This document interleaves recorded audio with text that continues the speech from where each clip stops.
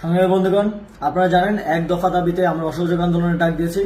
অসহযোগ আন্দোলনের পাশাপাশি আজ বেলা 11টায় সারা দেশে সবগুলো গুরুত্বপূর্ণ পয়েন্টে বিক্ষোভ ও গণসমাবেশের ডাক দেওয়া হয়েছে। বিক্ষোভ ও গণসমাবেশের কেন্দ্রীয় যে কর্মসূচি সেটি ঢাকার শাহবাগে অনুষ্ঠিত হবে। শাহবাগে সকাল 11টা থেকে আমরা কর্মসূচি পালন করব। আপনাদের সকলকে শাহবাগে আশেপাশে যারা আছেন সকলকে শাহবাগে উপস্থিত হওয়ার জন্য আহ্বান জানাচ্ছি। এছাড়াও ঢাকার সকল প্রবেশ পথে সংগ্রামী ছাত্র জনতাকে অবস্থান নেওয়ার আহ্বান জানাচ্ছি।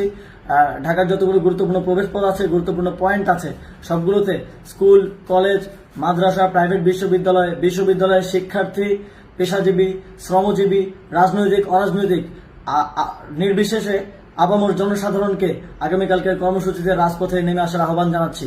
আগামীকাল আমাদের জন্য একটি ডিসাইসিভ কর্মসূচি।